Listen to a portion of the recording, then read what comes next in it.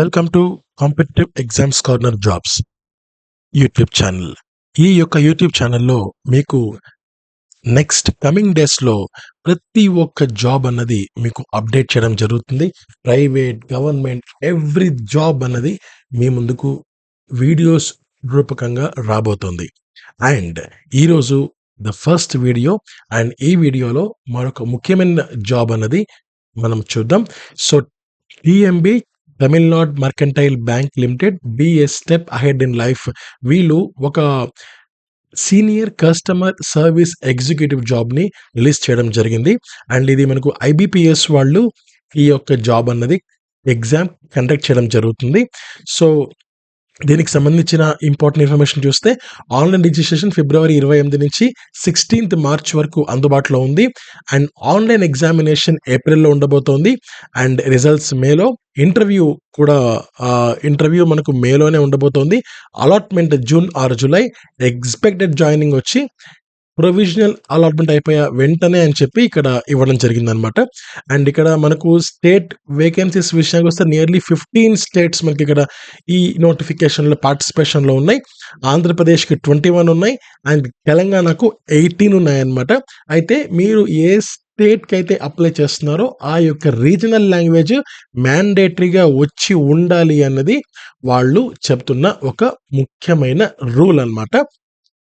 And ఇక్కడ eligibility criteria విషయానికి వస్తే, education qualification as on 31st జనవరి 2025 అని చెప్పి జరిగింది. సో అండర్ గ్రాడ్యుయేట్ అంటే గ్రాడ్యుయేషన్ కాకపోయినా పర్లేదు.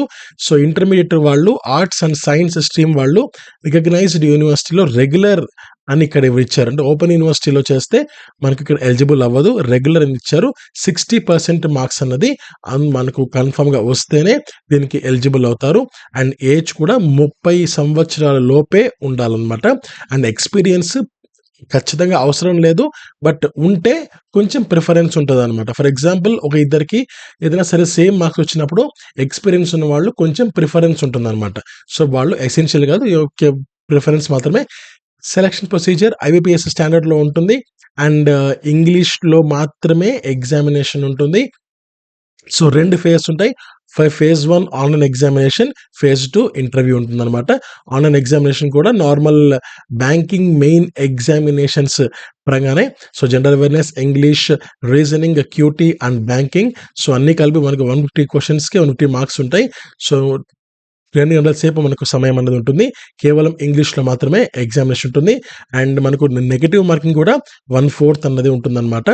సో ఇది మనకు ఎగ్జామినేషన్ సెంటర్స్ కూడా ఇవ్వడం జరిగింది. మన తెలుగు రాష్ట్రాలకు సంబంధించి విజయవాడ, గుంటూరు, విశాఖపట్నం, హైదరాబాద్ మాత్రమే మనకి ఇవ్వడం జరిగింది. సో అండ్ బెంగళూరు ఉన్నాయి. ఇంకా మిగిలినవన్నీ మనకు వేరే వేరే ఏరియాస్లో ఉన్నాయన్నమాట. అప్లికేషన్ ఫీజు వచ్చి 1000 రూపీస్ అనమాట. అండ్ ఇక్కడ వీళ్ళకు ఉండదు, వీళ్ళకు ఉంటుంది అనేం లేదు. సో ప్రతి ఒక్కరు అప్లై చేసుకునే ప్రతి ఒక్కరు 1000 rupees plus applicable taxes pay చేయాల్సి వస్తుంది. సో అది శాలరీ విషయానికి వస్తే నియర్లీ 72,000 శాలరీ అనేది మనకు రాబోతుంది. అండ్ 8.6 అన్నది యాన్యువల్ ప్యాకేజ్ అనమాట. ఇక ఎలా అప్లై చేయాలనేది మనకి ఎవ్రీథింగ్ ఐబిపిఎస్కి అప్లై చేసే వాళ్ళు అప్లై చేస్తున్నట్లే చేసేయచ్చు. అండ్ ఇక్కడ ఇది చాలా ముఖ్యమండి, హ్యాండ్ రిటన్ డిక్లరేషన్. ఇది మీ పేరు రాసి comma, hereby declare that all the information submitted by me in the application form is correct, true and valid. I will present the supporting documents as and when required. ఇక్కడ బ్లాక్లో ఏదైతే బోల్డ్గా ఉందో ఇదంతా మీరు ఒక వైట్ పేపర్లో black పెన్తో నీట్గా రాసి దాన్ని స్కాన్ చేసి మీరు అప్లోడ్ చేయాల్సి ఉంటుంది. సో ఇది మీరు గుర్తుపెట్టుకోండి. అండ్ సిగ్నేచర్ కూడా క్యాపిటల్ లెటర్స్లో మీరు చేయకండి, వాళ్ళు యాక్సెప్ట్ చేయరు. ఇక దీనికి సంబంధించిన ఈ యొక్క పీడిఎఫ్ లింక్ అన్నది, next online application link and official website link అన్ని కూడా కింద డిస్క్రిప్షన్ బాక్స్లో ఇవ్వడం జరిగింది. So please check it out. Thank you.